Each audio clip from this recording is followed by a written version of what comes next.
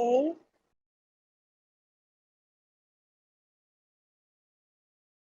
sebentar.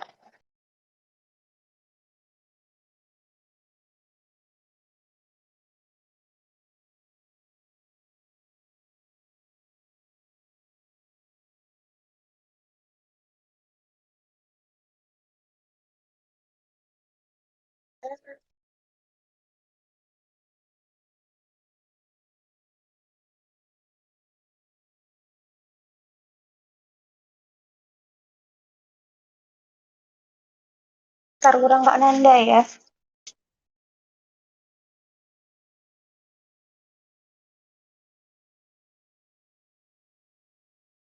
Halo, malam teman-teman semua.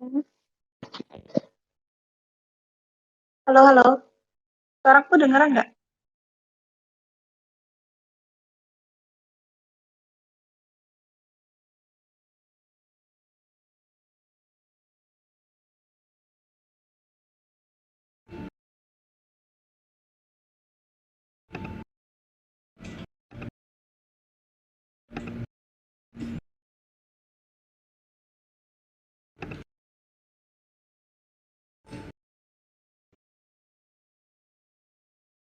Oh, oke. Kak Nanda sama Kak Salsa udah di sini ya. Sudah.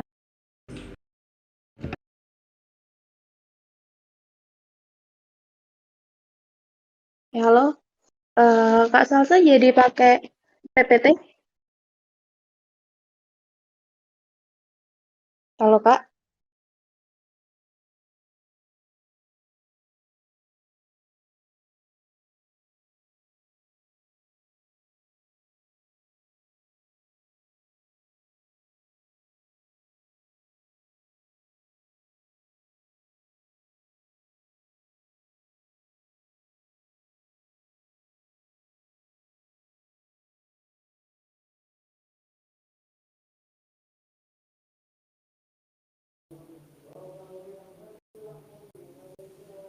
Halo, Kak. Halo, halo. Ya, iya. Jadi pakai Bentar ya, PPT? aku lagi coba share screen-nya. Oh, oke. Iya.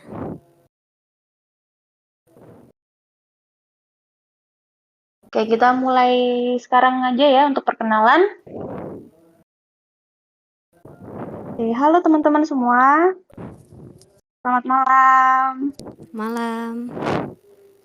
Oke, hari ini kita mau ada sesi kubis membahas tentang skincare dan skin tone. Yang akan memberi penjelasan ada Kak Salsa dan Kak Nanda. Boleh perkenalan terlebih dahulu? Dimulai dari Kak Salsa. Perkenalkan, nama saya Salsabila. Di sini mau presentasi dikit tentang ilmu dasar skincare. Itu aja ya. Aku asli dari Surabaya. Terus yang kedua ada Kak Nanda. Halo. Denger ya? Kedengeran kok Kak. Oke. Hai, saya Nanda. Kalau saya aslinya dari Malang. Saya dokter umum juga. Saya dokter umum, cuman sekarang lagi fokus di klinik estetika. Jadi ada klinik estetika sendiri gitu. Hari ini nemenin Kak Salsa buat dongeng tentang skincare sama skin tone ya. Oke.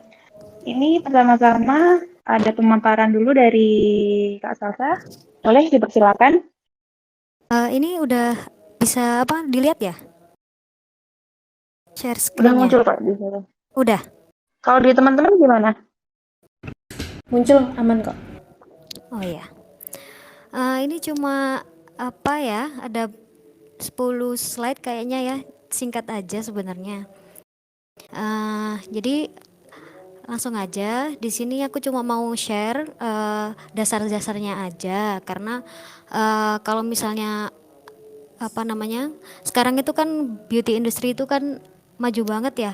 Aku tuh kalau misalnya nggak tahu dasarnya itu takutnya cuma beli berdasarkan viral atau apa ya yang lagi hype aja gitu, terus tahu-tahu ternyata nggak butuh atau ternyata nggak cocok gitu, jadi nyesel gitu. Jadi kita sebisa mungkin eh, yang dibeli adalah yang dibutuhkan gitu. Jadi kita harus tahu apa yang kita butuhkan gitu. Jadi ini aku mau jelasin dari awal banget eh, gimana caranya kita bisa tahu apa kebutuhan skincare rutin kita. Jadi yang pertama itu kita harus mengenali tipe kulit kita. Kemudian harus tahu juga masalah kulit yang ada di eh, muka kita.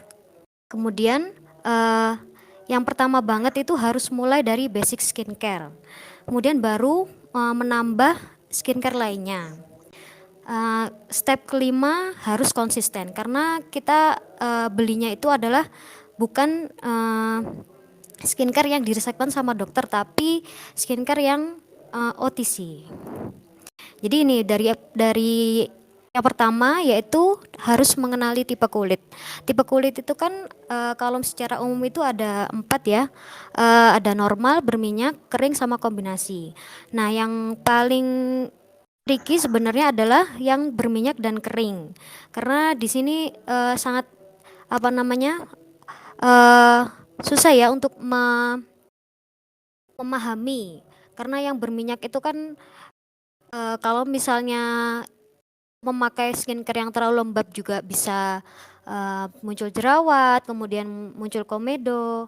Kalau yang kering itu kalau misalnya skincare-nya itu terlalu kuat aktif ingredients-nya itu jadi makin kering, terus sensitif, jadi perih gitu.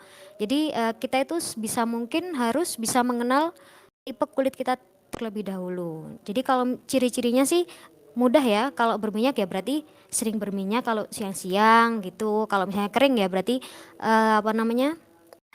Rasanya itu kayak keset gitu ya, jarang ada minyaknya gitu. Kalau kombinasi ya berarti T-zone-nya itu yang berminyak, yang lainnya kering gitu.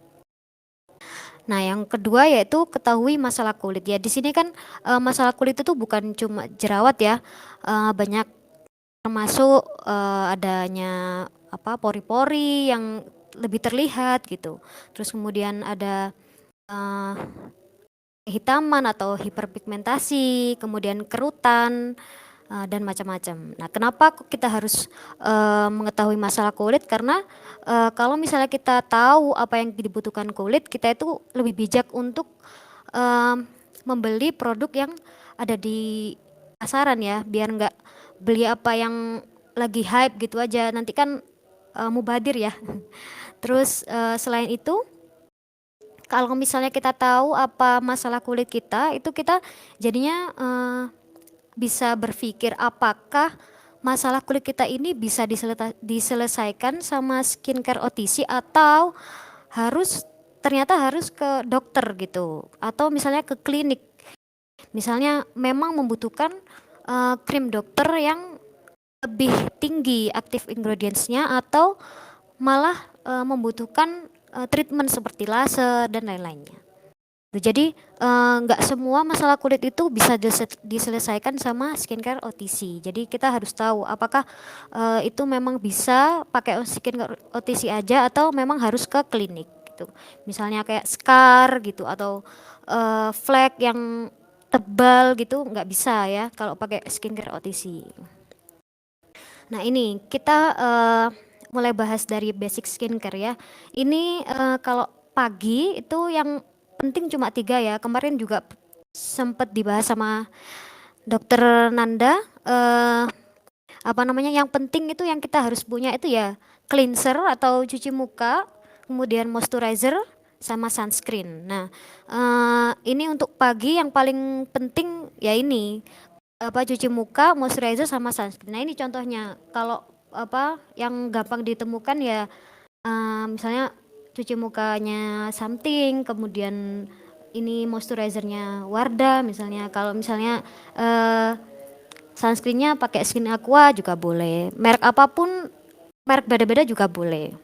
Kemudian kalau yang malam itu yang paling penting adalah double cleansingnya. Kenapa? Karena kalau misalnya malam hari itu kita tujuannya bukan hanya membersihkan polusi aja yang udah kena muka kita ya, tapi sisa-sisa sunscreen itu harus dibersihkan secara maksimal. Nah, itu harus pakai double cleansing. Nah, jadi awalnya boleh pakai cleansing balm atau micellar water atau cleansing oil. Nah, itu harus step itu dulu, baru kemudian pakai facial washnya, kemudian baru moisturizer. Nah, ini harus punya sih di rumah. Jadi minimal ada 4 skincare ya. Ada micellar water atau cleansing balm, kemudian facial wash, terus kemudian moisturizer sama sunscreen. Nah, ini yang wajib. Nah, ini untuk aku jelasin sekilas aja ya yang tentang moisturizer karena dia termasuk basic skincare. Nah, jadi sebenarnya kalau di pasaran itu banyak sekali ya moisturizer itu, nama-namanya itu macam-macam. Ada yang namanya day cream, night cream, sleeping mask, lotion, gel atau krim. Nah, itu sama aja sebenarnya. Yang penting dia itu tujuannya sama, yaitu melembabkan wajah. Nah, ini bisa dilihat ini ada banyak tekstur untuk moisturizer ya. Ada yang gel, kemudian lotion, kemudian krim, sampai yang ointment. Ointment ini nggak umum sih kalau di pasaran ya. Nah, sekarang ini ada gabungan dari gel dan krim, itu namanya gel krim kalau secara tekstur. Nah, ini banyak merek-merek sekarang itu lagi gencar-gencarnya pakai yang tekstur gel krim. Karena dia itu ringan tapi cukup melembabkan. Karena biasanya kalau yang gel bening aja itu dia kurang lembab dan gampang menguap gitu. Kalau buat kulit kering itu kurang melembabkan. Jadi ini ada gabungan dari 2 tekstur ya, gel sama krim, itu biasanya disukain sama kulit yang berminyak maupun yang kulit kering gitu. Karena dia cukup melembabkan tapi rasanya tuh nggak berat gitu.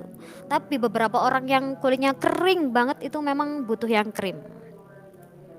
Nah, ini step yang keempat yaitu mulai menambah skincare yang lain kayak toner, serum, kemudian face oil, kemudian acne spot itu bisa ditambahkan setelah kalau misalnya basic skincare-nya itu sudah yakin banget kalau cocok.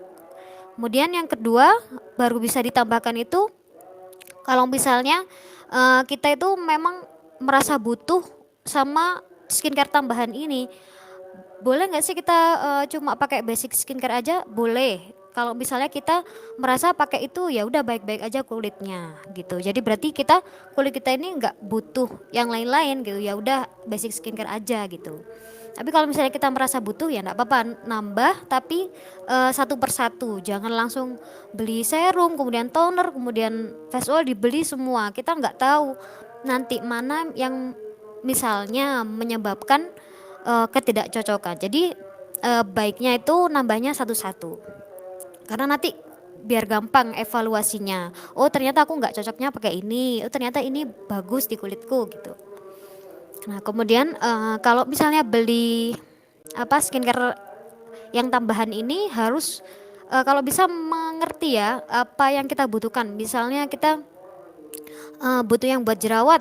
Nah, jadi nanti cari serum yang untuk akne gitu. Jadi kita harus tahu, harus lihat kandungan skincare-nya terlebih dahulu. Kemudian yang keempat, jangan berlebihan karena nggak selalu semakin banyak stepnya itu semakin baik gitu. Bisa jadi yang simple itu ternyata cocok sama kulit kita gitu.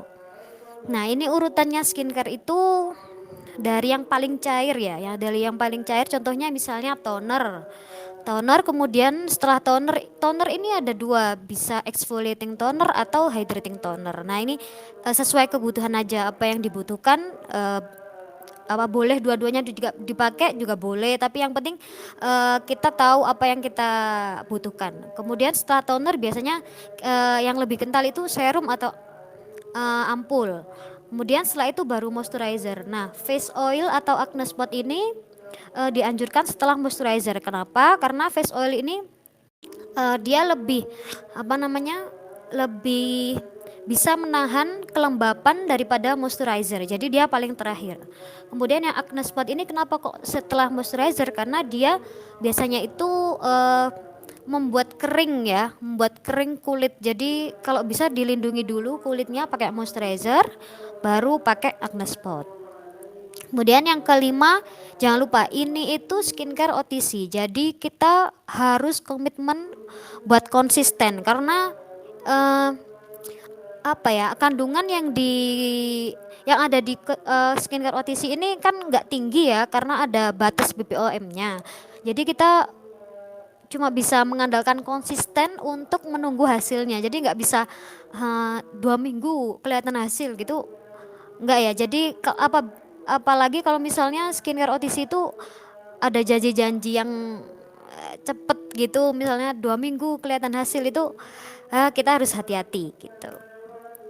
Nah ini apa namanya lanjutannya yaitu tentang skin tone dan hiperpigmentasi. Jadi eh, sebenarnya kalau misalnya pembagian skin tone ini kan eh, banyak ya, dari yang tipe 1 sampai tipe 6 ini kan eh, dipengaruhi oleh genetik awalnya. Nah, tetapi skin tone ini juga bisa dipengaruhi proses hiperpigmentasi, yaitu yang misalnya awalnya dia itu tipe 2, misalnya ini ada banyak di Asia, itu white skin ini tipe 2 sampai yang tipe 3. Nah, itu bisa jadi ke tipe 4 atau ke tipe 5 itu karena proses hiperpigmentasi atau menjadi lebih coklat gitu. Nah, itu apa aja yang mempengaruhi itu, yang paling umum itu sinar UV atau sinar dari matahari. Nah, yang kedua itu ada proses penuaan. Jadi nggak hanya sinar matahari, tapi proses penuaan pun bisa membuat kita itu skin tone-nya jadi berubah gitu. Kemudian ada penggunaan obat, yaitu salah satunya pil KB. Nah, kehamilan juga bisa mempengaruhi loh. Ada yang pas hamil itu jadi lebih gelap kulitnya atau jadi lebih terang kulitnya, itu juga bisa. Nah, ini penanganan hiperpigmentasi itu sebenarnya apa namanya ada banyak ya. Yang pertama sih yang paling penting ya pasti sunscreen harus dipakai untuk pencegahan. Nah, yang kalau misalnya sudah terjadi, nah penanganannya itu ada yang pertama itu topikal. Topikal itu artinya sesuatu yang dioleskan langsung ke kulit. Nah, itu ada dua, yaitu skincare yang bisa kita beli sama krim dokter. Nah, kenapa kok misalnya kita harus ada pilihan krim dokter? Nah, itu karena beberapa skincare OTC itu kan terbatas ya kandungannya ya. Jadi kalau misalnya tidak tertangani, berarti kita memang butuh penanganan dokter. Nah, selain krim dokter, ini ada beberapa eh, terapi atau treatment yang bisa dilakukan untuk mengurangi hiperpigmentasi. Contohnya chemical peeling, kemudian pengobatan secara oral atau obat yang diminum, kemudian ada laser. Nah, ini memang harus dilakukan oleh dokter yang sudah ahli ya, yang di klinik beneran gitu. Nah, ini kandungan skincare yang untuk brightening ini banyak sekali ya, yang sekarang lagi rame banget itu ada niacinamide, kemudian ini cara kerjanya macam-macam, ada yang menghambat melanin untuk berjalan ke sel-sel kulit, kemudian ada vitamin C, vitamin E. Niacinamide juga bisa sebagai antioksidan, kemudian AHA dan BHA ini bisa eksfoliasi keratinosit. Ini artinya dia kalau misalnya sudah terbentuk, dia akan mengikis pelan-pelan biar kulit yang sudah kecoklatan itu lama-lama terkikis dan hilang gitu, pudar. Harapannya seperti itu. Kalau retinoid ini hampir mirip ya kerjanya, tapi dia itu kerjanya dengan mempercepat cell turnover gitu. Jadi terus ini ada juga yang lain seperti alpha arbutin, itu juga lumayan banyak dipakai di skincare lokal ya. Kemudian azelaic acid, kojic acid, terus kemudian ascorbic acid. Jadi ada banyak sekali ingredients yang bisa dipakai untuk mengurangi hiperpigmentasi seperti karena sinar matahari atau bekas jerawat atau misalnya flek kayak gitu, ini beberapa ingredients yang bisa dipakai. Nah ini contohnya kalau yang lokal banyak ya, ada niacinamide ini ada banyak sekali serum yang bisa ditemukan ya. Kalau di lokal itu lagi marak-maraknya niacinamide, semuanya dikasih niacinamide ya. Kalau vitamin C ini memang ini beberapa aja yang aku sebut, yang aku tampilkan. Nanti bisa dilihat aja lagi butuh apa gitu.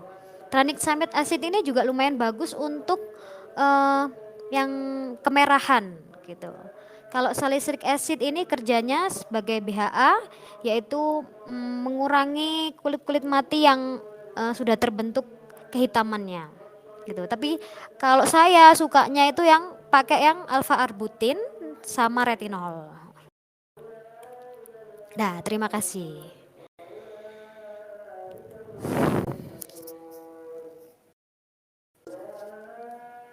Oke, terima kasih penjelasannya dari Kak Naga. Cukup jelas. Ada yang ditanyakan? Apakah dari teman-teman ingin ditanyakan?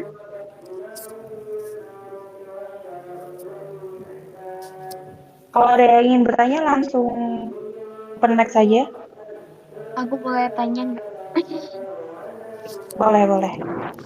Ya mau tanya Kak, hyperpigmentasi itu apakah munculnya flek hitam atau kulitnya itu jadi tiba-tiba jadi gelap gitu, jadi kusam gitu? Oke. Boleh jelasin lebih lanjut. Oke. Eh, aku jawab ya. Jadi hiperpigmentasi itu aku nggak jelasin ya tadi ya. Jadi banyak sekali yang bisa mewakilkan kata-kata hiperpigmentasi. Hiperpigmentasi itu hanya prosesnya saja. Jadi prosesnya itu memang melibatkan matahari dan lain-lainnya. Itu tadi yang sudah saya sebutkan, banyak faktor. Nah itu bisa mempengaruhi sel kulit, akhirnya memproduksi pigmen kulit, kemudian disebarkan ke sel-sel kulit yang di atas, jadinya ada warna yang kecoklatan. Nah itu kenapa kok ada freckles, ada flek, ada kita jadi turun tonnya, itu tergantung penyebarannya aja. Kalau misalnya merata seluruh muka ya berarti jadinya kulit kita kusam gitu, tapi tidak dalam, nggak nggak sampai kulit yang lebih dalam lagi gitu, hanya di permukaan aja biasanya. Tapi kalau yang lebih dalam lagi tapi terpusat itu biasanya flek gitu. Atau kalau misalnya kita lihat yang ada di pipi yang lebih lebar tapi coklat sekali, itu namanya melasma gitu. Jadi semuanya termasuk hiperpigmentasi. Intinya hiperpigmentasi itu adalah perubahan warna kulit yang awalnya cerah menjadi agak kecoklatan gitu. Mau itu apa namanya yang cuma apa namanya kecil-kecil aja atau memang semuka ya gitu, biasanya karena matahari gitu. Gimana? Cukup menjelaskan nggak? Ya Kak, udah paham. Iya, oke. Thank you ya Kak. Ini ada dari Kak Eka GT SMR. Boleh langsung bertanya Kak? Kalau ingin ya, kalau ada yang ingin ditanyakan.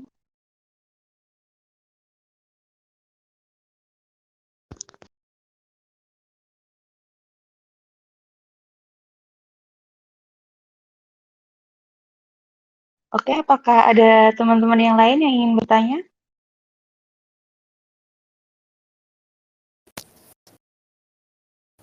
Oke, kalau gitu aku duluan ya Kak. Silakan Aku juga penasaran nih. Aku pernah lihat di TikTok nih, ya Kak. Iya.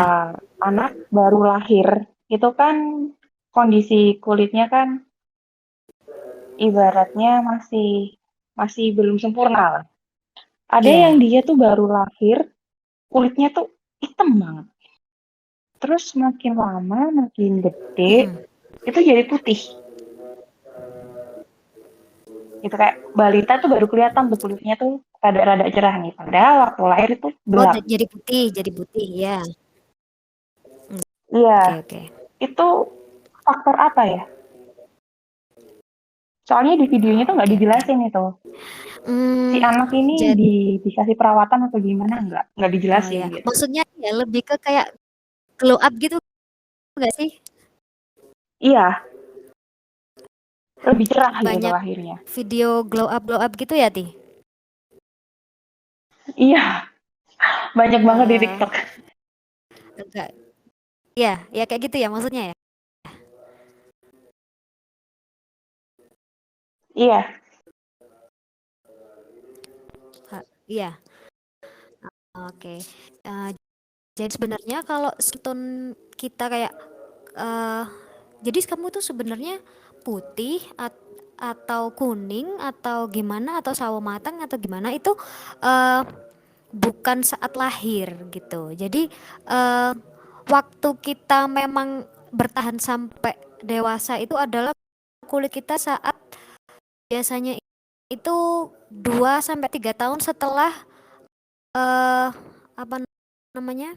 Menstruasi. Nah, itu udah mulai muncul skin tone aslinya gitu. Jadi apalagi kalau cewek-cewek ya, kenapa kok kita banyak sekali lihat kayak oh kayaknya dia pas kecil eh, kulitnya gelap, tapi pas kuliah kok agak cerah gitu. Nah, itu memang itu proses apa namanya perubahan aja gitu. Jadi memang skin tone itu baru muncul yang aslinya itu waktu setelah 2 sampai 3 tahun setelah menstruasi. Karena itu kan kalau di cewek itu hormon-hormon yang mengatur apa namanya? Pigmen itu baru mulai maksimal gitu.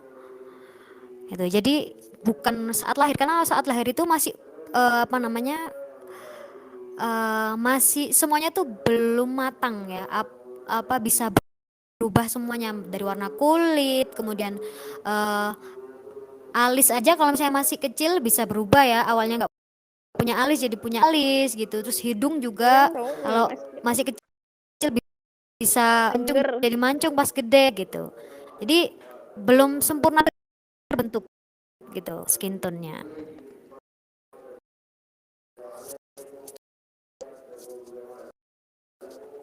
oke. Jadi memang bisa aja ya kita apa waktu waktu kecil dibilang dekil atau gimana terus gedenya itu bisa jadi putih bersih. Memang seperti itu ya. Iya bisa sangat bisa ya. Karena memang ya nggak selalu itu perawatan terus habis itu suntik putih nggak selalu. Bisa jadi memang dari genetiknya ibunya, ayahnya itu memang kulitnya memang putih gitu misalnya. Tapi waktu kecil kan belum sempurna gitu pembentukan skin tone aslinya gitu. Dia bisa atau main kemana-mana nggak pakai eh, sunscreen, jadinya terbakar terus jadi terbentuk hiperpigmentasi. Setelah sudah besar dia apa namanya pakai perlindung terus, akhirnya kulit kan regenerasi ya. Nah baru yang sudah hiperpigmentasi itu udah hilang semuanya. Nah jadi uh, skin tone-nya baru terlihat gitu. Oke, tadi kan kakak juga menjelaskan beberapa ingredients yang digunakan untuk mencerahkan kulit. Nah, sebenarnya ingredients yang paling efektif nih, itu apa? Oke, kalau paling efektif itu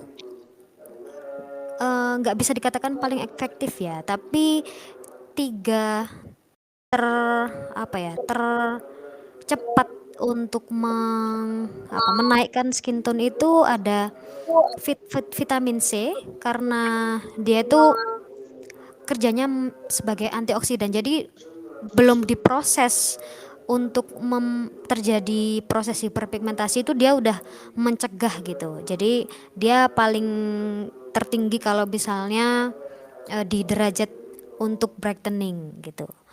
Terus kemudian ada niacinamide Nah, dia itu lumayan cepet juga, cuma beberapa orang itu banyak yang nggak cocok gitu. Vitamin C juga tricky sekali karena vitamin C itu kalau persennya itu tinggi itu mudah iritasi. Tapi sekarang itu banyak yang bukan vitamin C murni, kayak yang lebih bisa gentle di kulit gitu. Terus persennya itu nggak tinggi, nah itu bisa dipakai setiap hari terus jadi nggak bikin kering kulit. Nah itu lebih bisa di apa ya, diterima kulit kita gitu. Nah itu sebenarnya bagus ya kalau vitamin C.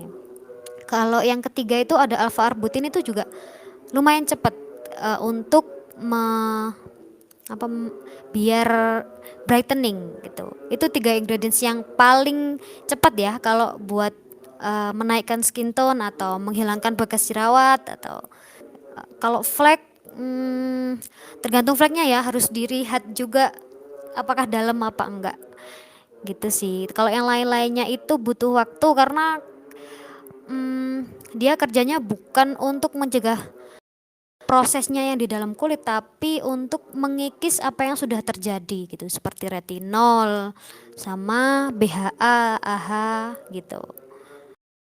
Gitu ya. Oke, ini ada Kak Dewi mau tanya lagi nih. Boleh? Boleh, aku mau tanya. Tadi kan kakak, maaf ya, ada anak kecil. Sebentar. Ya silakan silakan. Oke, maaf. Ya, jadi aku mau tanya, kan tadi Kak Salsa, Dokter Salsa kan nambahin share screen kalau malam itu harus ada cleanser, tapi cleansernya itu apakah harus pakai micellar water Kak atau nggak boleh pakai facial wash gitu Kak?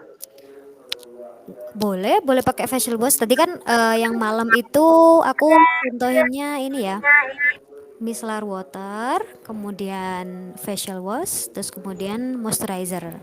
Kenapa aku apa ya, tekankan kenapa kok harus ada micellar water atau first cleanser yang lain.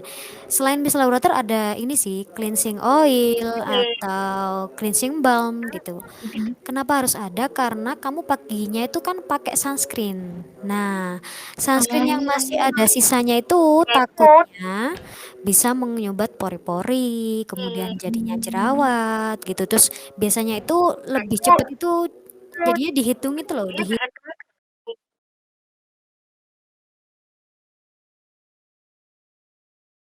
kulit kita berkomedo kalau misalnya sisa sunscreennya itu nggak bersih kalau bos gitu. Oh, Namanya oke. Jadi double harus double cleansing ya. cleansing ya? Oke. Iya, Oh, Kak, terus iya aku kalau kamu mau pakai tanya. sunscreen ya. Oke, kenapa? Oke. Ini Kak, aku kan ngikutin banyak influencer yang tentang skincare enthusiast gitu kan Kak. Mm-mm. Itu katanya nggak boleh nge-wash apa sih, ngebersihin mukamu pakai sabun lebih dari 2 kali sehari. Apakah itu bener? Karena Oke, aku risihan gitu loh Kak, kalau udah oke, berminyak oke, itu oke, kayaknya oke. bersih. Oke, aku jawab ya. Jadi, kenapa kok lagi apa ya? Catatan itu memang kayak tersebar luas gitu ya. Eh, Kenapa kita nggak boleh lebih dari 2 kali? Ilmu dasarnya itu karena sebenarnya kulit kita itu juga butuh minyak alami gitu di kulit kita. Karena kalau misalnya lebih sering dipakein facial wash gitu lebih dari 2 kali misalnya, beberapa kulit itu jadinya terlalu kering, kemudian eh, jadinya kalau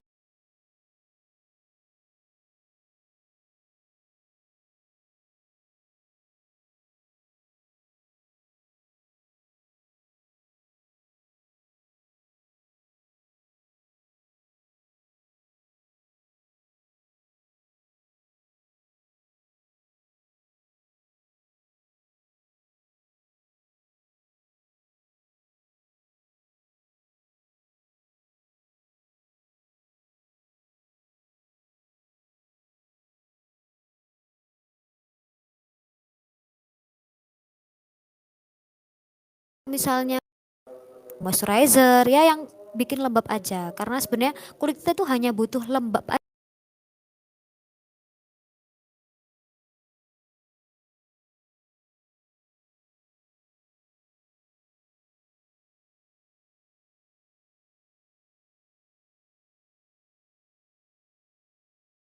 aja gitu aja. Apa teman-teman yang lain ingin bertanya? Dipersilakan, langsung open mic aja.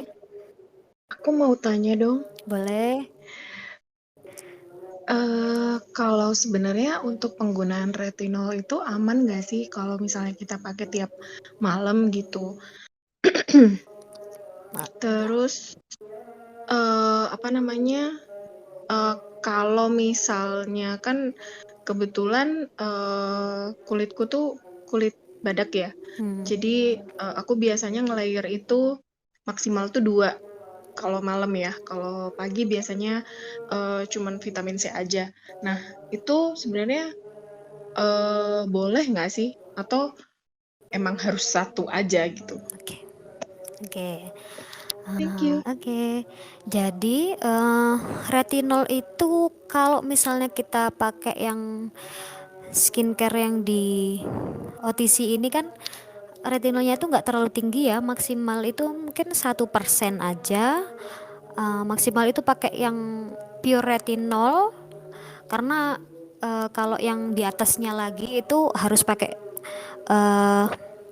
resep dokter ya.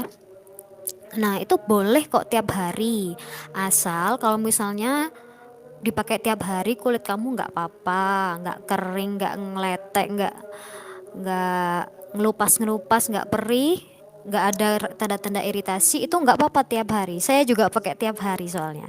Yang penting eh kalau misalnya kamu ngelayer, misalnya pakai apa? Ngelayernya pakai apa, Fitria? Selain retinol. Itu hyaluronic acid sama kadang niacinamide, kadang juga marine kolagen ya. Oke, ya itu boleh banget. Iya. Ya, kalau 3 yang kamu sebutkan itu tadi kan ada sifat yang hydratingnya ya, bisa jadi sangat boleh untuk di layer pakai retinol, apalagi kamu pakainya hyaluronic acid itu makin bagus lagi, karena sebelum retinol kamu melembabkan dulu, habis itu pakai retinol. Tiap hari nggak apa-apa, yang penting kulit kamu ngerasanya nggak apa-apa ya lanjutkan aja, nggak harus kok ngikutin apa namanya petunjuk dari brand gitu, misalnya gunakan 3 kali dalam seminggu misalnya ya. Kalau kita merasa dalam dalam seminggu 3 kali itu kurang, boleh tiap hari gitu. Jadi nggak harus apa namanya 3 kali seminggu atau 2 kali seminggu gitu. Itu kan cuma tahap perkenalannya aja. Kalau misalnya kulit kita cocok pakai setiap hari enggak apa-apa, dipakai aja tiap hari gitu. Saya juga pakai tiap hari retinol. Oke, Iya, thank you. iya. Nama ini apa namanya kalau misalnya jadi kan aku ada Milia ya. Milia dan Oke, Milia. Milia tuh harus ke klinik gitu kan. Sedangkan aku tuh masih Iya, agak gimana gitu kan kalau mau ke klinik tuh kayak gimana gitu. Nah, apa namanya? Ada nggak sih maksudnya skincare yang bisa nih ngurangin Milia meskipun itu lama nggak apa-apa deh gitu. Oke. Nggak ada ya, sayangnya nggak ada nih. Aduh, tolong dokter Nanda aja yang jawab itu, biar kamu ke kliniknya dokter Nanda. Jadi nggak ada skincare yang bisa menghilangkan milia itu, karena memang harus dihilangkan milia ini. Itu. Jadi karena memang dia itu bukan sesuatu yang bisa ditipiskan atau di apa namanya? Dipudarkan gitu. Dia itu ada gumpalan lemak yang ada di bawah mata. Jadi memang harus diambil gitu. Jadi milia itu nggak ada skincare yang bisa menghilangkan milia. Gitu Fitria. Oke, thank you Kak. Iya. Tadi kan sempat dibahas nih soal klinik kecantikan. Oke, adakah tambahan Ya, dari Kak Nanda? Karena Kak Nanda sendiri juga punya klinik kecantikan. iya nih, silakan Kak Nanda. Oke, yang tentang Milia tadi ya. Jujur kalau buat Milia itu emang paling gampang kalau di counter sih, jadi diambil. Sebenarnya nggak harus counter, jadi semacam kayak di facial, diekstraksi pakai alat pencetannya yang buat facial itu biasanya bisa keluar. Kalau dia permukaannya cukup lunak. Tapi kalau dia ternyata permukaannya udah terlanjur keras, itu biasanya harus kita buka dulu pakai counter. Kalau nggak tahu counter itu, pernah tahu solder nggak ya yang buat nge-solder apa namanya logam atau besi gitu? Dia mirip kayak gitulah cara kerjanya. Jadi alatnya ini dialirin listrik untuk menghantarkan panas ke kulit. Tapi nanti ya otomatis kulitnya dibius dulu sih, kulitnya dibius dulu, terus kita counter itu tadi ditotolin gitu, kayak semacam dibakar dikit lah kulitnya. Eh, nggak yang horor banget sih, cuman setitik aja gitu doang buat ngebuka ujung milianya, terus nanti tetap akan dipencet dengan si ekstraktor komedo itu untuk ngeluarin milia.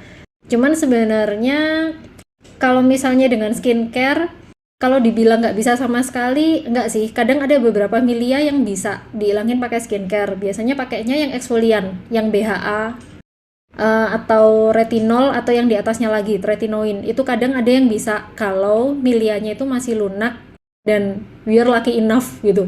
Karena aku sendiri pernah ngalamin. Jadi waktu itu sih pakai masker yang kandungannya BHA gitulah, dan aku totolin di bagian milianya, dia rontok sih setelah beberapa hari pakai.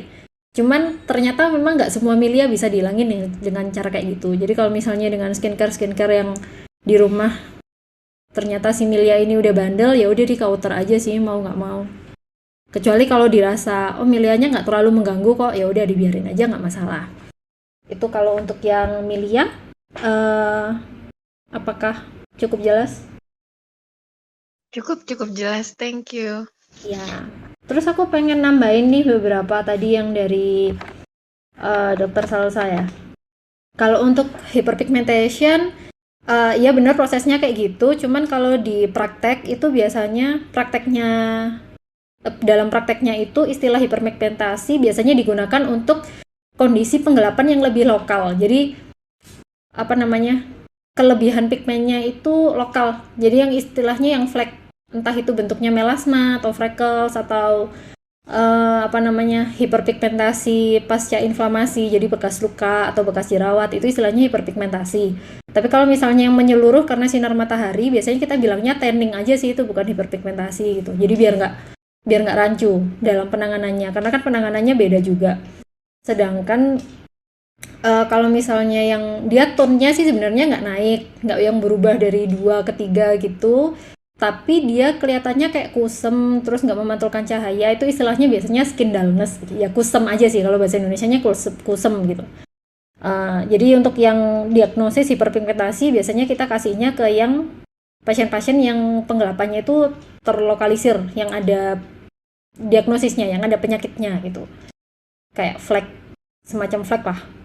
Itu terus apa lagi ya tadi tambahnya? Oh ya, untuk yang bisa mengatasi hiperpigmentasi atau mencerahan kulit, aku mau nambahin satu bahan lagi sih selain vitamin C, arbutin, dan apa tadi ya satu lagi? Tadi kan sebutin 3 ya, Dok. Oh ya, ada tranexamic acid. Nah, ini lumayan baru tranexamic acid ini. Sebenarnya dia obat udah lama, cuman kalau dulu tranexamic acid ini dia digunakan untuk menghentikan perdarahan. Cuman ternyata setelah diteliti dia ada efek mencerahkannya. Jadi kalau untuk kasus-kasus flek atau yang butuh untuk mencerahkan itu bisa dipakai si tranexamic acid. Makanya sekarang juga udah mulai banyak skincare yang ada kandungan tranexamic acidnya. Nah itu dia bisa untuk mencerahkan juga. Gitu. Kayaknya itu dulu deh. Nanti kalau ada tambahan lagi, kalau aku inget, aku tambahin. Ini kan ada dua ya, dari dua sisi, yaitu dari skincare yang biasa dijual di drugstore atau OTC ya. Terus ada juga skincare yang dijual di dokter. Nah, kapan kita menggunakan skincare yang dijual di pasaran dan kapan kita menggunakan skincare yang oh kayaknya ini butuh nih perawatan klinik nih. Oke. Kalau misalnya menggunakan skincare yang OTC udah nggak mempan, udah itu ke dokter aja. Gitu sih, gampangnya seperti itu. Atau kalau sebenarnya bisa-bisa aja pakai skincare OTC, cuman males mikir. Itu sebenarnya banyak sih pasien yang kayak gitu. Jadi kayak, udah dok aku pusing lah nanti daripada aku milih-milih kenapa-kenapa terus nggak cocok, dokter aja yang pilihin. Gitu.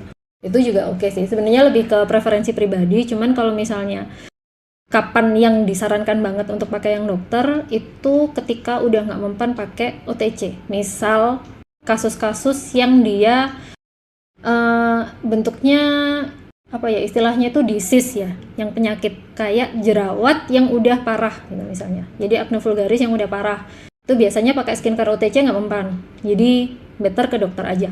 Entah itu ke klinik kecantikan atau ke dokter spesialis kulit itu oke lah. Terus kasus lainnya flek yang melasma. Jadi melasma itu flek di wajah yang dia bentuknya lebar kayak pulau-pulau gitu, warnanya coklat gelap biasanya atau agak abu-abu. Nah itu nggak akan bisa dengan skincare OTC sih biasanya, jadi better konsul ke dokter. Atau kasus kayak rosacea. Rosacea itu dia mirip sama jerawat, cuman bedanya adalah dia nggak ada komedonya. Dan biasanya dia kambuh-kambuhan banget, mukanya gampang merah, kayak gitu-gitu. Gampang muncul kayak beruntusan merah-merah. Nah itu kemungkinan sih dia rosacea. Itu biasanya juga agak susah kalau dengan OTC yang tebak-tebak sendiri, kecuali emang udah tahu banget sama kondisi kulitnya. Jadi better yang kayak gitu-gitu ke dokter aja. Nanti kalaupun misalnya dari dokter ternyata dokternya menyarankan, oh ini bisa kok pakai produk OTC yang dengan kandungan A, B, C, D gitu ya, urusan nanti lah itu. Kayak gitu. Oke, terima kasih untuk penjelasannya. Untuk teman-teman yang lain nih, ada yang ingin ditanyakan lagi? Bisa langsung open mic aja, Katanya dong, ya? Boleh. ini kan awalnya itu kan kulit aku ini ya enggak kenapa-kenapa sih. Terus habis itu kan pengen nyoba skincare gitu kan. Akhirnya kulit aku tuh rusak. Terus dibawa ke dokter kulit pun itu aku dapet kayak salep gitu kan. Nah itu malah malah jadinya malah kulit aku itu kayak yang kebakar gitu. Aku kan ini kerjanya di lapangan gitu kan. Jadinya malah ya mukaku malah tambah nggak karu-karuan gitu. Akhirnya aku berhenti semua nggak pakai apa-apa ya cuma cuma aku pakai masker sih tetap. Jadi sebelum ada corona pun itu aku pakai masker tetap ya akhirnya sekarang juga udah membaik gini. Cuma kan ini apa namanya, katanya sih kalau sering-sering kena paparan sinar matahari ya nggak sering kena sinar matahari pun tetap harus pakai sunscreen ya. Cuma aku nih pakai produk sunscreen produk apapun itu malah bikin ke wajah itu malah nggak sehat gitu loh. Malah jadinya kayak yang kusam, malah jadinya ini berjerawat juga. Itu pun konsultasi ke dokter pun malah dikasih sunscreen gitu kan sama dokter kulit. Itu malah bikin wajah ini malah jadi kayak kebakar gitu. Jadinya aku bingung, aku nih harus pakai sunscreen apa enggak sih? Oke. Mbak Vela bisa dibantu nggak deskripsi tadi rusaknya itu kayak gimana? Apakah berjerawat atau merah, iritasi, panas, kering gitu? Perih? Kalau awalnya sih kayak gatel gemerenyep gimana ya, kayak biang keringat gitu kan. Gatel Mm-mm. itu hanya wajah aja. Terus rasanya di wajah itu kayak wajah ini berada di atasnya uap gitu. Panasnya jadi kayak panas gimana ya gitu. Panas dan Mm. itu padahal kulit itu nggak kering gitu. Cuma cuma kulit itu kalau apa sih rasanya kayak yang kering gitu loh. Tapi nggak kering ya. Jadi kayak yang meletek gitu loh kulit itu rasanya. Mm-mm. Kalau denger karena nggak meriksa langsung, jadi ada kemungkinan nggak yang apa namanya nggak apa ya istilahnya? Ada kemungkinan yang saya omongin ini kurang tepat ya, karena nggak periksa langsung. Cuman kalau dari ceritanya sih kayaknya memang ada iritasi istilahnya. Kalau Kalau yang awal iya, karena kan pernah ini sampai bernanah juga kan. Pernah sampai apa? parah banget sampai bernanah kayak gitu. Dan itu setelah Oh, konsultasi ke dokter kulit. Sebelumnya saya nggak pernah kayak gitu kan. Cuma setelah setelah konsultasi ke dokter kulit gitu kan mm, dikasih resep itu tanpa resep obat ya. Itu cuma kayak salep gitu dioles-oles. Dan itu mm-mm. ada 2 kecil-kecil gitu salepnya. Itu cepet Dipakainya banget. malam, malam Pakainya atau malam siang juga? aja. Malam Pakainya doang malam. ya? Pakainya malam aja. Jadi jadi kulit itu malah tambah menjadi-jadi gitu. Jadinya aku stop itu malah malah membaik Malam gitu. membaik. Jadinya ke dokter kulit Mm-mm. satunya setelah konsultasi nanti dikasih kayak salep gitu lagi. Akhirnya Mm-mm. tuh aku kapok mau ke dokter kulit kayak gitu. Iya, iya. Saya kurang tahu juga salepnya yang dikasih apa, tapi kalau misalnya suruh nebak-nebak, aku nebaknya isinya tretinoin sih itu. Kalau misalnya kasusnya beruntusan atau jerawat itu soalnya dokter kulit suka kasih tretinoin karena memang itu oke sih untuk ngatasin jerawat. Cuman salah satu kekurangannya tretinoin, oh by the way tretinoin ini atasnya retinol ya. Jadi eh, retinol itu kalau masuk ke dalam kulit, dia nanti di dalam kulit itu akan diubah jadi tretinoin, ceritanya gitu. Nah, kalau dokter kulit biasanya ngasihnya langsung si tretinoin. Uh, Tretinoin ini sebenarnya bagus untuk anti jerawat, untuk anti aging kayak gitu-gitu. Cuman memang dia negatifnya adalah gampang bikin kulit iritasi. Jadi dan kulit jadi lebih sensitif terhadap sinar matahari. Jadi kalau misalnya kena sinar matahari dikit, dia jadi gampang gampang terasa panas, kebakar, merah. Nah, itu biasanya sering gara-gara tretinoin yang dipakai malam tapi paginya tidak dibilas dengan baik atau dosisnya dia ketinggian atau dosisnya dia sebenarnya udah cukup rendah, cuman kulit kita yang kurang siap buat nerima si tretinoin itu. Jadi karena tretinoin ini dia sifatnya kayak istilahnya kayak keras gitu ya, harsh gitu kan ke kulit. Sebenarnya sih sebaiknya memang dia didampingin sama moisturizer yang oke gitu. Kadang sih nggak cukup sama moisturizer, butuh yang hydrating toner, hydrating essence, terus atau serum yang mengandung hyaluronic acid. Pokoknya barrier kulitnya ini kudu oke dulu baru dia bisa nerima tretinoin. Biasanya gitu sih. Mungkin waktu itu entah pertimbangan apa dari dokternya kenapa tidak menyarankan seperti itu atau karena memang di dokternya tidak ada produk yang untuk melembabkan dan apa namanya istilahnya jadi barriernya si tretinoin dulu, aku kurang ngerti sih. Cuman biasanya sih kalau misalnya kayak di klinikku ya, kalau mau kasih tretinoin itu kita lapisin dulu pakai si pelembab-pelembab itu tadi, dan itu pun nggak yang dipakai tiap hari, jadi dipakainya seminggu 2 kali dulu. Kalau misalnya ada keluhan, nggak ada panas, ada perih, baru dinaikin jadi 3 kali seminggu kayak gitu-gitu sih. Jadi sebenarnya kalau misalnya nggak periksa langsung agak susah juga. Cuman kalau disuruh menebak-nebak alur ceritanya sepertinya gitu. Jadi yang awalnya beruntusan dan kawan-kawan kasih tretinoin jadinya malah iritasi. Dan karena itu juga akhirnya kulitnya yang tadi bilangnya nggak kerasa, dia nggak kering tapi kerasanya kayak kering gitu kan. Itu biasanya tanda-tanda kulitnya dia dehidrasi banget, kebanyakan eksfoliasi. Jadi sel kulit matinya itu kebanyakan kakap, kemungkinan ya karena si retinoid tadi atau bahan-bahan yang dia eksfolian kayak AHA, BHA gitu. Cuman nggak ada yang melembabkan si kulitnya. Jadi kulitnya ini dehidrasi banget. Biasanya kalau kulit dehidrasi dia jatuhnya jadi lebih gampang iritasi, jerawatnya jadi lebih susah untuk sembuh. Sama kadang kulit kita jadi memaksa buat ngeluarin minyak lebih banyak. Kayak gitu sih. Jadi kemungkinan sih ceritanya begitu. Jadi kalau misalnya saranku, kalau sekarang kondisinya masih kayak gitu, coba diperbaikin di hidrasinya dulu. Cari produk-produk yang dia bisa memperbaiki barrier kulit. Kayaknya sekarang lagi banyak sih. Biasanya cirinya yang buat memperbaiki barrier kulit itu isinya either ceramide, hyaluronic acid, kayak gitu-gitu sih biasanya. Galactomyces itu biasanya oke untuk memperbaiki barrier kulit. Terus jadi kayaknya dibanyakin di situ dulu, dikurangin yang eksfolian jadi kayak retinol, AHA, BHA itu kalau menurutku di stop aja dulu kalau memang kulitnya kondisinya lebih sedang apa istilahnya dehidrasi atau iritasi. Terus kalau untuk sunscreen itu sebenarnya tetap wajib dipakai. Cuman memang jujur cari sunscreen yang nyaman itu agak susah. Eh, Kalau misalnya pakai sunscreen tapi kok aku jadi kelihatan kusem ya gitu. Itu kadang-kadang kemungkinan besar sunscreennya dia yang mengandung eh, apa namanya organic sunscreen, yang chemical sunscreen. Itu biasanya dia lebih lebih gampang teroksidasi. Jadinya setelah pakai beberapa jam kemudian gitu kulitnya jadi kelihatan lebih kusam. Dan biasanya yang seperti itu dia nggak cocok buat kulit yang berjerawat atau sedang iritasi karena uh, biasanya bikin kulit lebih sensitif lah. Tapi kalau untuk kulit-kulit yang normal biasanya sih dia lebih oke.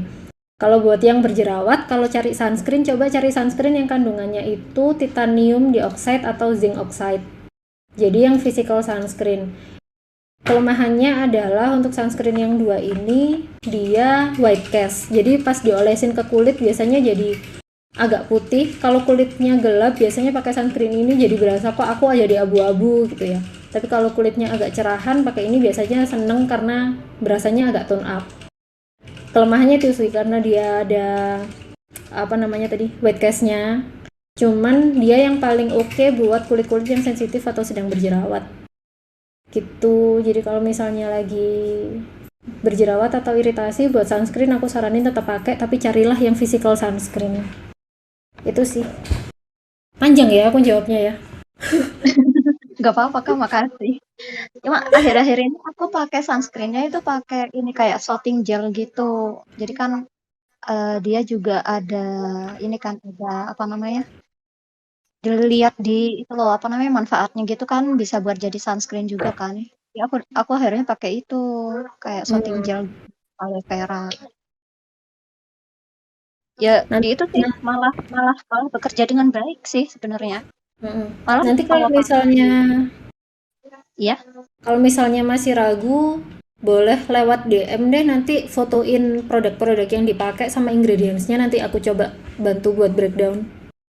banyak packaging yang udah dibuang sih, cuma kalau masih itu baru ada. Ya, Kadang at least sekarang namanya lah. Nanti kita cari di Inci Decoder. oh gitu.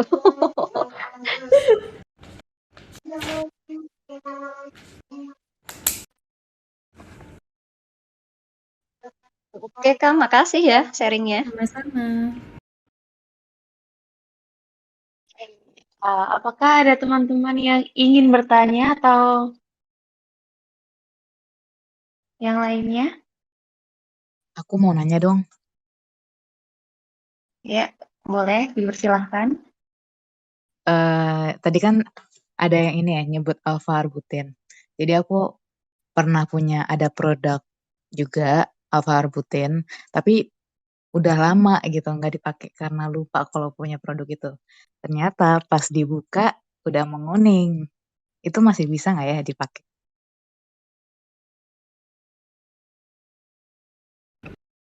Aku Kak ini yang jawab. Ya udah deh. Ya. Produk apapun sebenarnya kalau misalnya warnanya dia udah berubah, better jangan dipakai lagi deh. Takutnya ada komposisi yang berubah. Karena kita nggak tahu dia berubahnya karena ada efek ada bakterinya atau gimana gitu. Jadi kalau misalnya warnanya udah berubah atau baunya dia berubah, dia jangan dilanjutin pakainya. Saranku gitu sih. Oke deh, makasih Kak Nanda. Sama-sama. Apa ada yang ingin bertanya lagi, teman-teman yang ada di sini? Kalau nggak ada, aku mau tanya nih, Kak. Kenapa krim pencerah itu dipakainya pada malam hari? Untuk mencerahkan. Bahkan ada beberapa yang apa dipakainya di siang, tapi nggak boleh kena sinar matahari gitu. Karena kebanyakan bahan-bahan yang pencerah itu dia bikin dia ada efek fotosensitisasinya. Jadi kalau kulit kena matahari dia jadi lebih sensitif gara-gara si bahan pencerah ini.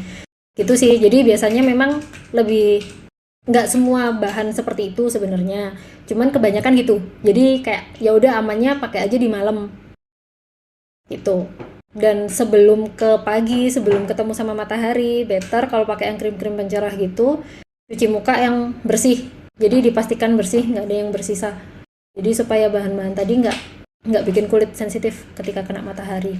Kebanyakan gitu sih. Sama satu lagi, selain bikin kulit sensitif, biasanya alasannya adalah produk-produk itu dia nggak stabil di bawah sinar matahari. Jadi begitu kena sinar matahari dia ke breakdown, akhirnya nggak bekerja secara maksimal. Itu juga jadi alasan lain sih.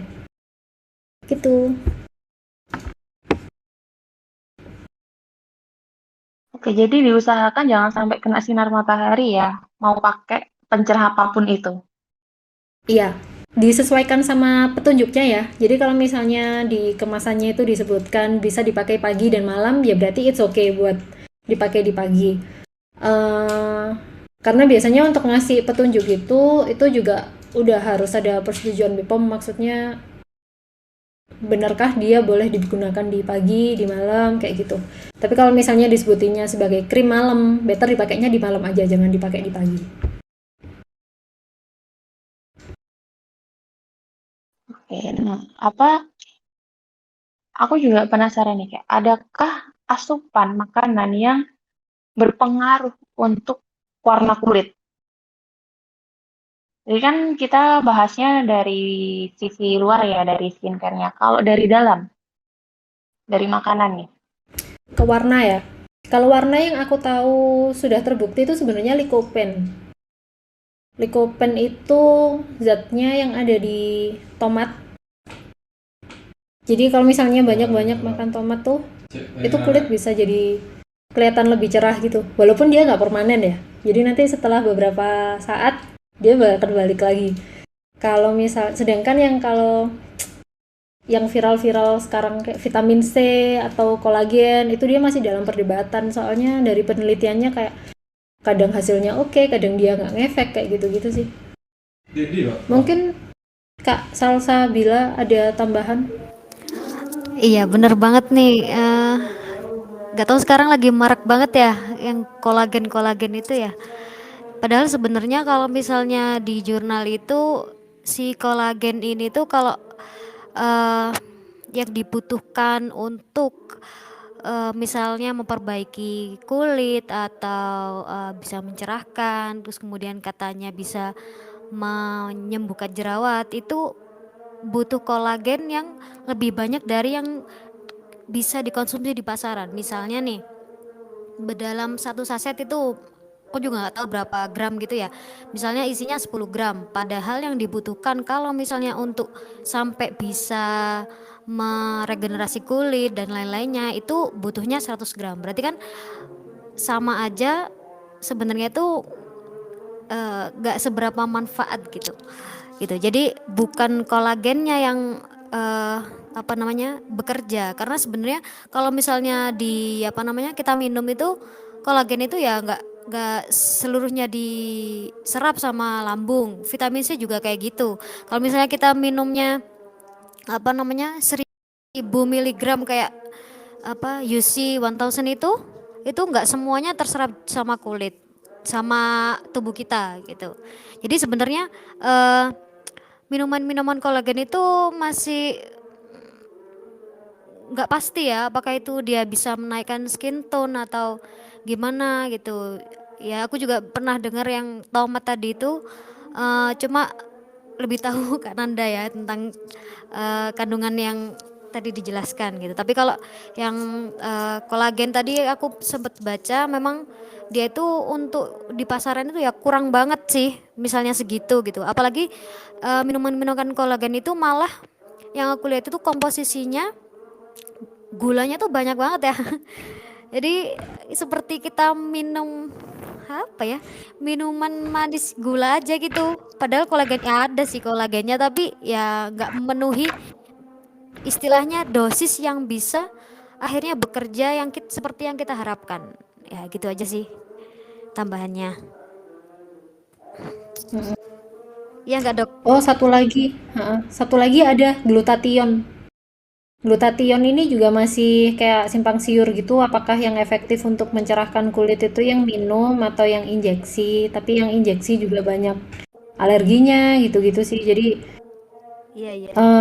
Kalau aku pribadi sih, kalau buat injeksi prefer enggak. Kalau buat minum ya nggak apa-apa, anggap aja sebagai antioksidan kalau misalnya mau. Cuman kalau berharap bahwa kulit skin tone-nya akan naik dari situ, saya pribadi belum yakin itu sih. Tapi kalau diniatin sebagai antioksidan, imun booster lah apa itu masih oke lah, nggak apa-apa. Ya mau menambahkan juga kalau glutathione itu aku pernah baca.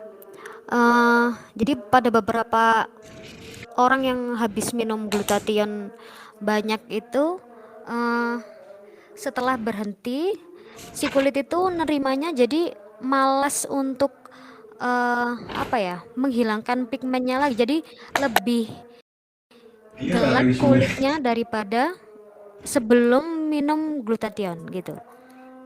Jadi bisa lebih gelap lagi daripada sebelum minum glutathione. Misalnya sebenarnya kulitnya itu eh di skin tone 2 gitu misalnya, yang lumayan cerah gitu. Terus habis itu pingin ke type 1 itu. Terus konsumsi glutathione yang banyak banget sesuai dosis misalnya.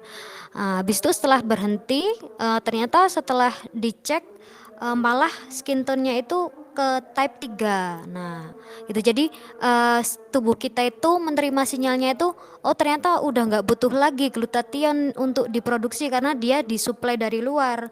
Akhirnya tubuh kita itu nggak produksi lagi. Sebenarnya karena di tubuh kita itu udah apa ya, udah ada glutathione tapi nggak banyak gitu yang memang sebenarnya ada di tubuh kita untuk mengatur skin tone kita gitu.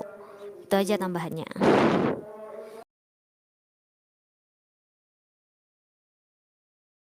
Oke nih Kak, pertanyaan terakhir. Berapa lama sih skincare atau asupan makanan yang kita konsumsi itu kelihatan efeknya di kulit?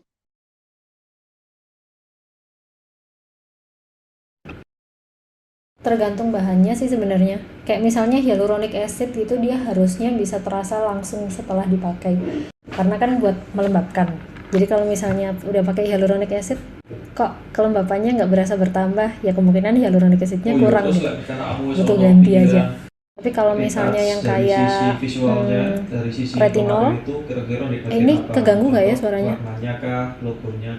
Di aku ada noise nggak? Kedengeran. Oh ya udah.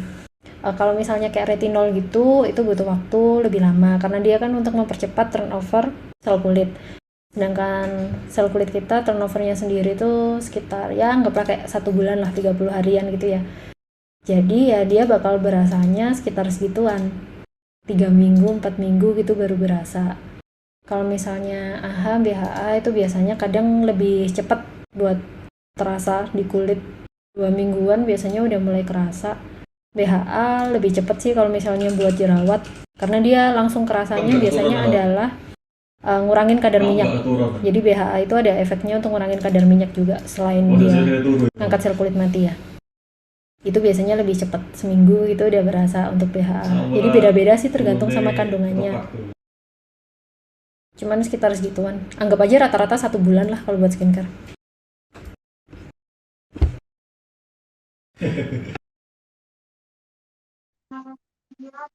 Kalau lebih memutihkan dari skin tone asli kita itu sebenarnya malah jadi serem nggak sih Kak?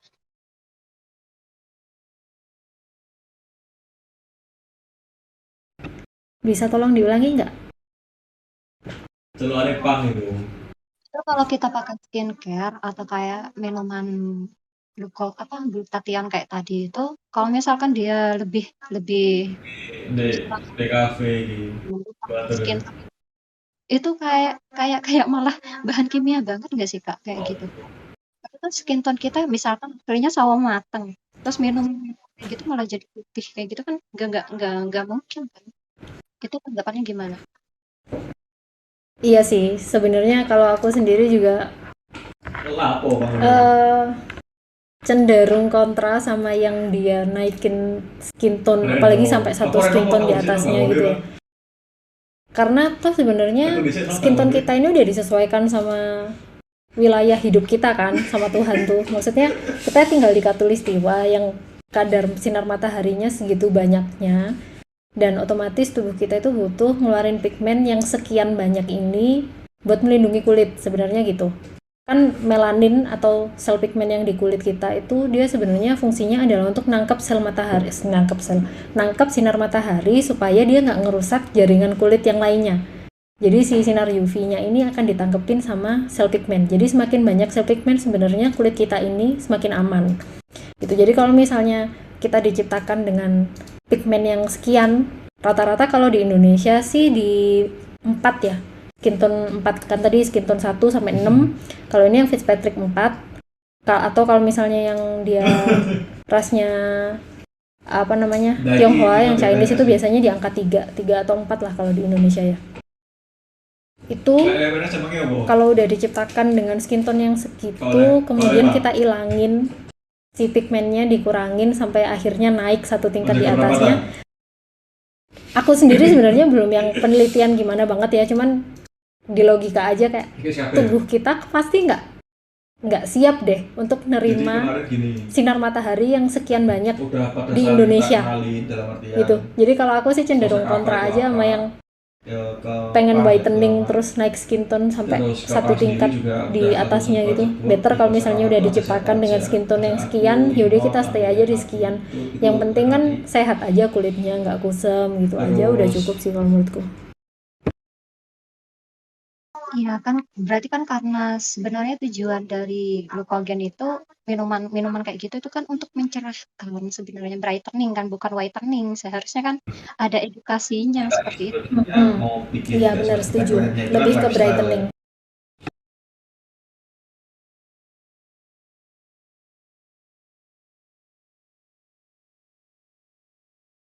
Oke, Tapi apakah ada tambahan? ya, minuman seperti itu sebenarnya ngaruh juga sih kalau ke saya ya, yang saya cerita tadi wajah saya berjerawat itu tuh sebenarnya ngaruh juga.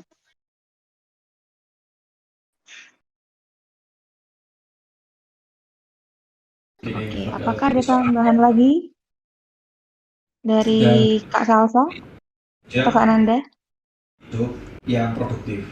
Kalau kita bicara Aku deh mau tanya dus ada kopi kan sebenarnya gitu kan. sama Mbak Nanda. Kopi kita bisa produktif. Nah, Mbak Nanda, aku mau tanya untuk Kauter sendiri company-nya lah itu ibaratnya. Terus lanjut langsung ada kemarin efek itu sampingnya nggak sih? Maksudnya value kayak atau kalau kulit kita ada semacam mungkin sedikit sel yang abnormal, terus nanti bisa jadi kayak itu kan aduh amit-amit ya, terus kayak skin cancer gitu gara-gara Kauter tuh bisa nggak sih? era sekarang ini kan biasanya Kalau ada sih kalau misalnya di Kauter, kulitnya itu udah ada hipster, cancernya, terus di Kauter, Itu juga memang ada penjelasan kemungkinan akan juga. memburuk. Jadi di situ Ibaratnya pentingnya buat kita itu ngediagnosis sebenarnya, apakah mau selingkuh ini masih memang ada dia di milia. sisi Kalau milia sih auto biasanya filter jelas sih, kelihatan jelas. dan sedikit Yang dari agak itu susah lebih itu hasil kalau dia bentuknya tai kita lalat masih kurang atau dari keratosis. Nah itu mesti dibedain walaupun antara kalau dari sisi apakah ini ibaratnya keratosis atau desain ini tai mungkin lalat atau ini juga keganasan. salah Nah di situ sedikit-sedikit kudu desain. pinter-pinternya dokter buat Cuman kalau periksa. dibanding dengan Jadi kalau pola misalnya yang kayak di dalam artian klinikku, sudah karena nggak ada profesional dokter bedah desain, plastiknya, stylist, jadi kalau di kalau aku sih company untuk tai lalat aku nggak berani ya ngerjakan. punya foto Tapi dulu, kalau jelas keratosis itu oke aku kerjakan karena bisa ngebedain dengan jelas. Tapi kalau tai lalat aku nggak berani karena ada kemungkinan dari sisi hipster itu sendiri. jangan-jangan tai lalatnya Kenapa? ini Karena ada keganasannya atau gimana. Nah itu zaman makanya nggak bisa sekarang kan dikerjakan era kalau bulan kalau ya. kayak gitu. Jadi salah satu yang menonjol Kalau dari konten itu untuk kan memang efek butuh, sampingnya sendiri sebenarnya media kalau selain yang penyampaian itu ke tadi, selain yang masyarakat, disebutin karena tadi, masyarakat udah nggak bisa jarang banget sih, maksudnya jarang kecuali untuk kalau secara misalnya fisik, offline, otomatis kan dokternya jam kurang kerja terampil, terus kayak terlalu online. dalam Online kan otomatis waktu media ngambilnya, penyampaiannya kan akhirnya apa, bisa mungkin ngebekas, gambar, video, kayak atau gitu. apapun. Tapi Nah, kalau itu misalnya yang terampil jelas sesuai butuh sama bantuan prosedur, sih. sebenarnya Tuh. bisa dibilang nggak ada Terus efek samping, cuman ada sifatnya downtime. juga Jadi bukan biasanya akan kita ada bikin bekas yakin luka bagaimana. sebentar, Sebenarnya jadi kalau kayak nanti awalnya kayak kita tuh kalau pengen luka kayak terus gimana, ngebekas tapi coklat dengan itu loh, tapi kita kayak tahu gitu diri lah, selama belum seminggu, mampu setelah seminggu nanti dia bakal caranya. ngelupas sendiri, terus udah kulitnya balik Tapi kayak semula. misalkan kita Itu aja sih menawarkan biasanya untuk downtime dari doang sisi seminggu. ya wes kalau misalkan kita bikin company Dan baru, setelah ya Kauter itu bisa langsung pakai sunscreen setiap owner siang. lah gitu. Oh bisa, Nah, di sisi wajib lain malah juga pakein kalau aku sunscreen sendiri aja. pribadi Cuman dengan paling Pang ini kan nanti berarti bakal lumayan ditambahin sama beberapa salep tahun lah antibiotik kita ya. gitu untuk ditotolkan Bisa setelah dibilang sejak pakai si sunscreen 2018 mungkin itu. ya. Jadi biar untuk Jadi mencegah biar nggak Pang itu infeksi dulu aja sih. awal banget Iya, kalau orang udah usia kan kadang ada kayak kutil tua ya Mbak ya, di sekitar mata. Bukan miliar sih, jadi kayak jerawat tapi Jadi macam-macam nggak lah. bisa hilang gitu loh. Macam-macam Itu terus ya itu sekarang kalau warnanya masih belum juga seperti tahi lalat, Mbak Nanda masih bisa titik di handle ya. mana poin Kalau udah yang warnanya itu udah kayak sudah tahi lalat, udah yang, menghitam gitu, Oh, harus diagnosa ulang. iya, aku harus lihat dulu. Ini dia keratosis atau apa gitu. Kalau misalnya diragukan, aku biasanya nggak berani kerjakan. Tapi kalau misalnya jelas banget, oh ya jelas sih ini keratosis gitu ya, aku ambil aja. lakukan bersama.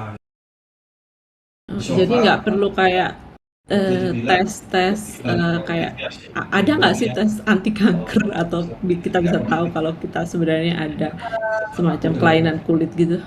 Kalau spesialis kulit biasanya mereka punya alat yang namanya dermoskop. Jadi itu alat buat ngecek si tai lalat untuk ngelihat dari kayak semacam apa ya? Ngelihat tai lalat diperbesar gitu loh. Namanya dermoskop. Kalau di tempatku nggak ada. Tapi ada beberapa dokter yang dia punya untuk ngelihat itu. Tapi biasanya itu dikerjakan untuk yang dia yang memang udah mencurigakan gitu baru dikerjakan pemeriksaan dengan dermoskop.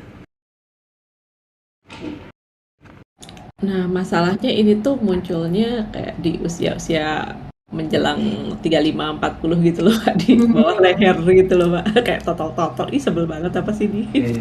Oh iya, kalau yang di leher itu kebanyakan sih mayoritas dia keratosis ya, keratosis seboroid. Termasuk dengan perang juga. Kebanyakan sih itu kasusnya. Tapi ya nggak tahu kan mesti dilihat dulu ya. Oh, jadi kemungkinan di counter masih bisa ya, langsung nanti hilang lagi ya. Ya, setelah di counter biasanya dia bakal langsung hilang, cuman karena keratosis ini selain dari paparan sinar matahari dia juga ada faktor genetiknya, jadi ada kemungkinan dia bakal balik lagi. Tapi biasanya nggak cepet sih, paling 6 bulan atau setahun gitu baru dia muncul-muncul lagi. Gitu. Oh, jadi setelah itu harus rajin pakai sunscreen sampai ke leher-leher, sampai ke dekolet. Betul. I see. Makasih banyak, Mbak. Sama-sama. Udah tinggi. Jadi Oke, nggak kerasa udah 1 jam lebih kita ada di acara ini. Dan terima kasih untuk Kak Nanda, untuk Kak Salsa, penjelasannya, pemaparannya, PPT-nya, jawaban-jawabannya. Gitu ya. Sama-sama. Untuk teman-teman yang ingin bertanya, kalau misalkan bisa langsung DM ke Kak Nanda atau Kak Salsa ya untuk konsultasi. tidak pernah diprioritaskan. Atau bisa chat di skincare, channel skincare. Itu juga akan dijawab di sana. Kalau memang ada. Oke, saya akhiri dulu acara kali ini. Terima kasih buat teman-teman yang sudah datang. Dan ya, Assalamualaikum. Waalaikumsalam. Thank you. Thank you semuanya.